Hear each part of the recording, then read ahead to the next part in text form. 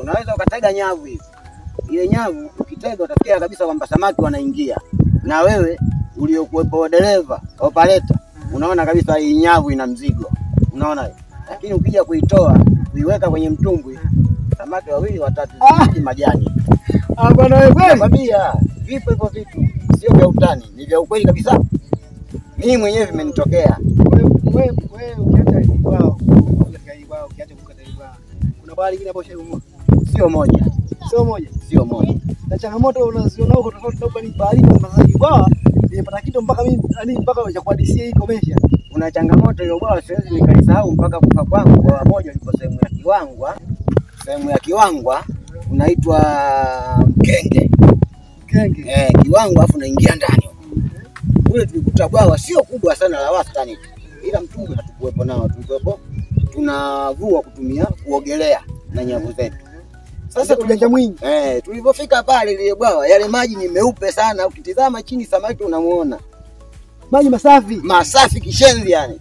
Yaani ukitizama chini pale samaki unamuona. Tulikuwa na yule mkaka tuliyomwacha pale kwa anasema anasubiri bodaboda. Yule ndio alikuwa kiongozi wetu. Unaona hiyo? Mimi nilikuwa na mwenzangu anaitwa marehemu anaitwa Ramadhani, lakini sasa hivi keshakufa. Sasa kaka huyu anatuambia ingieni ogeleeni, tandazeni nyavu tuvute. Kutoka mimi nikamwambia mimi siwezi nikaingia maji hapo, samaki wa chini namuona na mimi mweupe. Nikiingia hapo mdudu akiwa kule ataniona atakuja kuniua. Mimi sikuingia.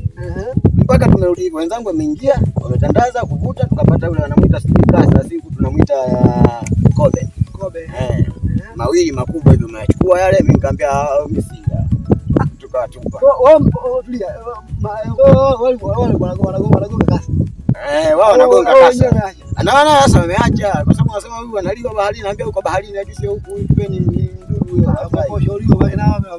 Tumemwacha tukageuza nyavu zetu tukarudi. Rudi changamoto nyingine tukaja kukutana naye Kiwangwa Bago huko Tongomero. Ndani kwenye bwawa vile vile. Kule bwana kwanza sikia kwa hadithi tuiache kama hivi. Tuiache kama hivi kwa sababu mbaya sana. Hamna elezea tu. Hamna yaani wewe sasa wewe muo alafu na watu kipande kweli jamaa hapo naenda kuuza kweli. Mwenzetu mmoja kavutwa na mamba hawa haitaka kuliwa pembeni ya wame mpaka mkono ule kaenda kakatwa. Sasa hivi ana kipisi cha mkono na yuko hai mpaka kishukuru huko hapo Masukuru. Unaona mamba inakuwa mamba ana sumu kali. Mamba sumu yake ni kali, lakini akikung'ata pale alipokung'ata panaoza panatoka ugumu. Kwa hiyo lazima wakate huku bali huku ndio maana sema pale ndo mamba haikati pale nasogeza kidogo juu yake kwa sababu yule kung'ata hapa lazima patoke wadudu.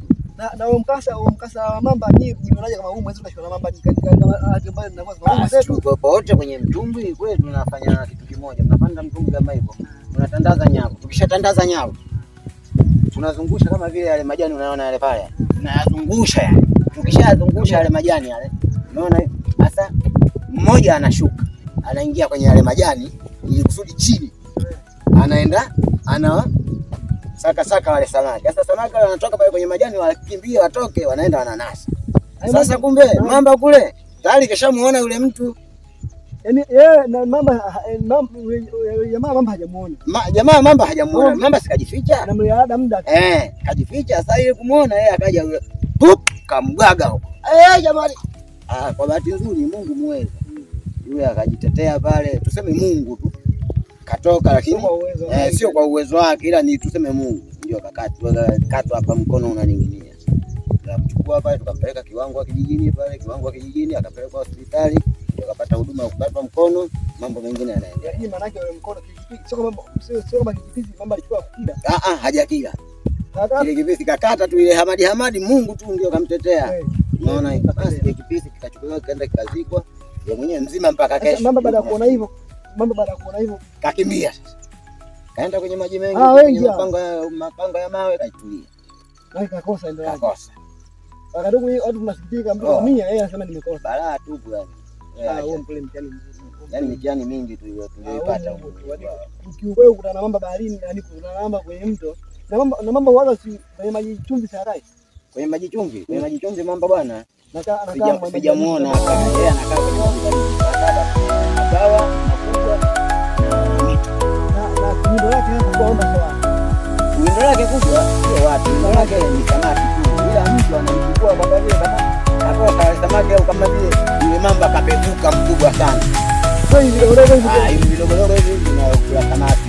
Akipevuka tu kama. Usisahau kusubscribe, bonyeza alama kengele, kulike, kushare na ucomment ili uwe mwanafamilia bora wa channel hii ya Maisha Safari Channel. Maisha Safari Channel always be available.